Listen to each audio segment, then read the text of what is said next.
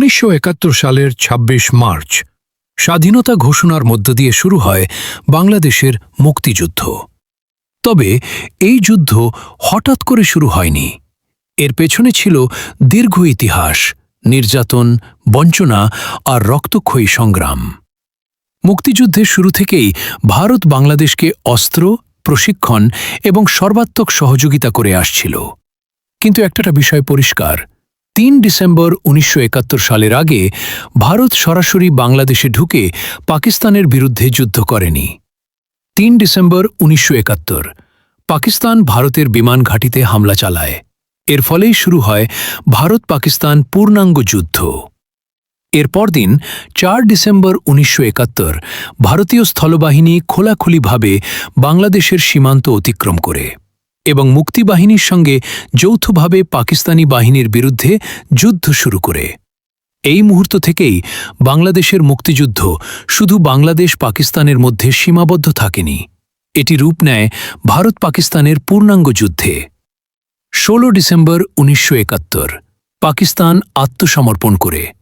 এখন গুরুত্বপূর্ণ বিষয়টি হল, পাকিস্তান কার কাছে আত্মসমর্পণ করেছিল।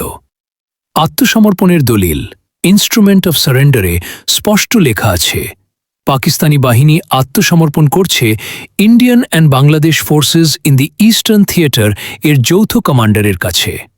এই যৌথ বাহিনীর কমান্ডার ছিলেন লেফটেন্যান্ট জেনারেল জগজিৎ সিং অরোরা, ভারতীয় সেনাবাহিনীর পূর্বাঞ্চলীয় কমান্ডার।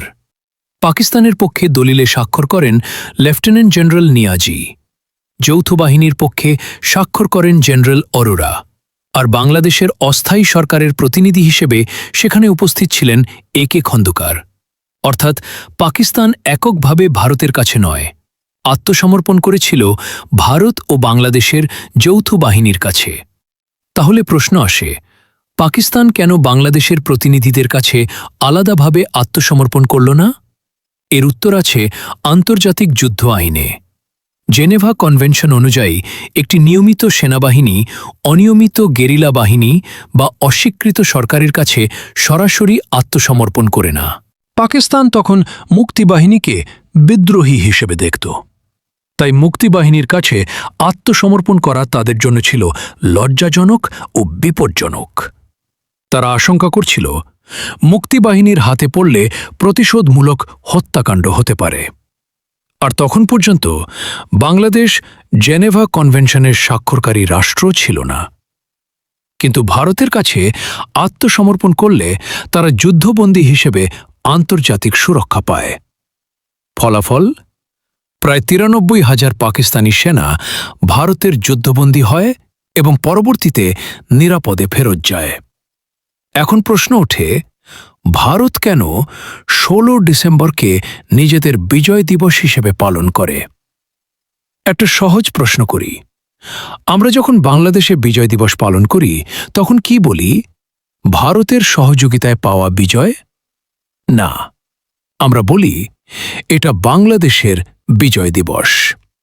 ঠিক একইভাবে ৩ ডিসেম্বরের পর যেহেতু ভারত পাকিস্তান পূর্ণাঙ্গ যুদ্ধ হয়েছিল আর ১৬ ডিসেম্বর পাকিস্তান পরাজয় স্বীকার করেছিল, তাই ভারত তাদের দিক থেকে বিজয় দিবস পালন করতেই পারে। তাতে বাংলাদেশের কিছু কমে যায় না। বাংলাদেশ কখনো ছোট হয় না, কারণ সত্য একটাই, পাকিস্তান শুধু ভারতের কাছে নয়, আত্মসমর্পণ করেছিল Indian and Bangladesh forces in the eastern থিয়েটারের যৌথ কমান্ডারের কাছে। সুতরাং যারা বলে পাকিস্তান শুধু ভারতের কাছে আত্মসমর্পণ করেছে, তারা ইতিহাস জানে না, তারা আসলে জ্ঞান পাপী। ১৬ ডিসেম্বর মোদি কিভাবে পালন করল সেটা আসল কথা নয়। আসল কথা একটাই, ১৬ ডিসেম্বর পাকিস্তানের পরাজয়ের দিন। ১৬ ডিসেম্বর বাংলাদেশের মুক্তির দিন।